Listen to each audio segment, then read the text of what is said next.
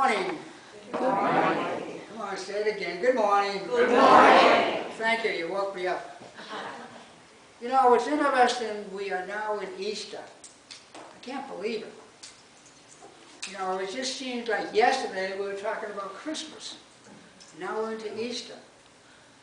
And then they passed my birthday, so I'm getting younger and not older.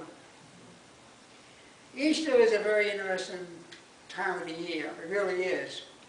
This is the time for each and every one of us to get together in the church setting or at home with our loved ones to go over and reminisce about the days when we were kids. Just quickly, I remember when I was a little boy, my brother and I used to get up in the morning looking for the Easter basket. Now, we didn't know how the Easter rabbit brought the food in, but our parents seemed to understand that more than we did. Because when we were looking for Easter eggs around the house, they knew exactly where the Easter eggs were located. I think the Easter rabbit gave them the guide to the program. Same thing with outside. We go outside looking for Easter eggs. We would get lost, but the parents knew what it was. So there was some kind of connection with the Easter Bunny and the parents. But Easter was very interesting because it's like a way of enlightenment, a way of sitting back and saying, have faith in God, but also have faith in yourself. This is important.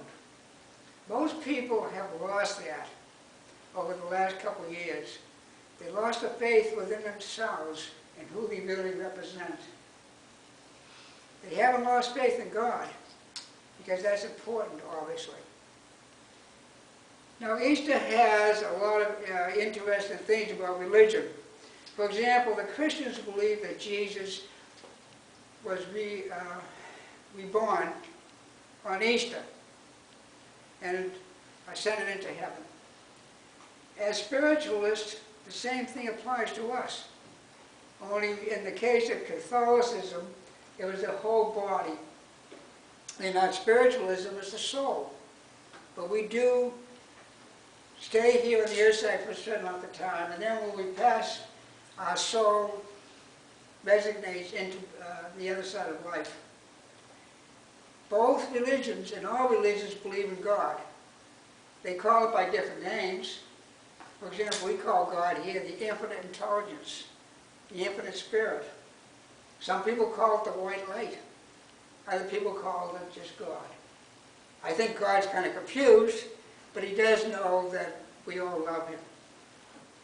There's a lot of things that are similar in our different religions, and I never realized that until I had to do some research on it. For example, the Celtics, which is an ancient religion, believes in reincarnation, or resurrection, excuse me, is coming from the winter months into the spring. The winter months into the spring. And it's very interesting because when you stop and think about it, if you live up north like I do, obviously, you know that when we get out of the winter, we enter into the spring and we see the nature taking shape up there. And things are different. Down here, it happens all the time, basically.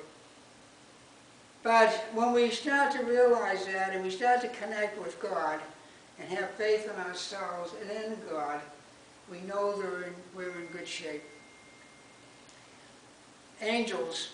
Most religions believe in angels in one form or another. In fact, we were discussing that earlier today before I came in here. And what angels are. In the Catholic faith, the angels are ones with white wings and everything else. But other religions, and we believe in angels as well, in spiritualism. We know we have angels around us. And most of the people I've talked to in different lectures have identified the angels with them. But one thing we have that a lot of religions really don't put emphasis on is spirit communication. We do have spirit guides with us all the time. They're there for us. When I took up this work, it was in Massachusetts at a place called Onset, Mass, by a medium who was very well known. And she told us how to connect with our spirit guides. By the way, you don't use cell phones or text. Because if you get communication from text from a spirit guide, let me know, I want to get that number. She would put us through a drill, so to speak, on how to connect with spirit. And when I taught mediumship in Melbourne, I would use that as a basis. Some mediums will say, well, they will not come close to you unless you ask them to help you. I disagree with that. I feel that your spirit guide knows exactly what you're going to do, when you're going to do it, and how you're going to get there. Instantaneously. That's why they're here. They're here to guide you along the path of life. And believe me, lately, our lives are up and down, up and down. So we need that guidance. So all you have to do really is say, help. And they're right there for you. I was just telling, I forgot who it was now, my guide has a sense of humor. And I kidded with her. I said, you have a sense of humor. And I said, why? She said, I had to have one to be with you. But humor is important as well. Connecting with spirit's one thing, but to have a sense of humor and laugh once in a while. And by the way, most people don't do that today. It does bring up the vibrations around you and around people. When we get together today with family and friends, we really need to think about that. We really need to think about how tomorrow is going to be. You know, most people think about the past. I don't know what it is, lady, but I get to a certain age, and everybody reminisces back to the Civil War days as if they were there. And I'll say, forget it. It's already history. It's gone. There's nothing you can do about it. Let it go. Think about tomorrow, not yesterday. But they keep doing that. And unfortunately, I run into people who lost a spouse in their life. And some of them about like 20 years ago. And they keep bringing them up and bringing them up. And I tell them this because I'm getting this from Spirit. And every time you do that, you're holding on to two things. Number one, you're holding on to yourself for moving on. And number two, you're holding on to them for doing what they need to do. So it's very difficult, but you have to, in time, learn to let go, release, and move forward. And that's the common thread with all religions, really. Is spiritualism a great religion? Yes, it really is. It teaches us an awful lot of wonderful things. It's not something that it's going to be drilled into your head that you need to do this or that. It's very open and very caring to other people in the world. So this time of year, called Easter, is very important to reminisce a little bit on what you're going to do for tomorrow. One of the things I've learned, being 30 years old, I guess I am, because you figured out I didn't laugh at that one. That's good. Thank you very much. I appreciate that. But one thing I've learned is that you have to open up the door for more good to come in. If you don't do that, then you're going to get stuck, and you're not going to move at all. Now, Spirit's funny this way because they say we're only going to give you what you're ready to receive. So if you keep opening the door and wanting more, they will help you to do that.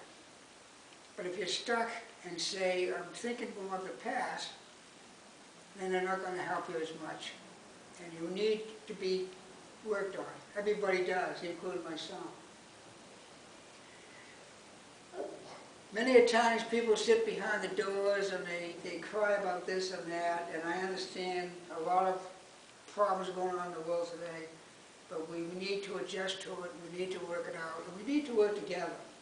One of the things about spiritualism is that you have to help your fellow persons.